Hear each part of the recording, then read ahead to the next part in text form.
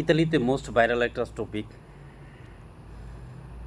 আমি সাধারণত মানুষকে নিয়ে আসলে ভিডিও তৈরি করি না, কিন্তু এটা নিয়ে আসলে ভিডিওটা তৈরি করতে হচ্ছে, কারণ ঘটনা ঘটেছে সেটা হচ্ছে আমাদের কিশোরগঞ্জ ভৈরবের।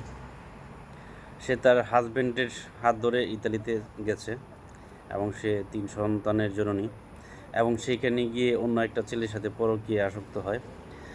আর যখন এটা জানতে পারে তার হাজব্যান্ড তাকে ছেড়ে দেওয়ার ডিসিশন যখন নিয়েছে, তখন সে জানতে পারে যে তার যে পরকীয়া প্রেমিক সেও তাকে গ্রহণ করবে না। এখন ওই মেয়েটা কী করছে, ইতালি যে বাঙালি কমিউনিটি ক্লাব আছে ওইখানে এসে বিচার দিয়েছে।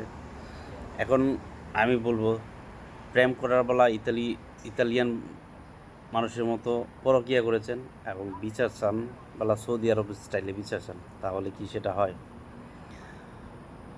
যে স্বামীর হাত ধরে ইতালিতে গেছেন, যাওয়ার পরে ওইখানে যে আরেকটা পরকীয়ায় আসক্ত হয়েছেন, আমি তো বলবো ওই ভাইটা ভালোই কাজ করেছে।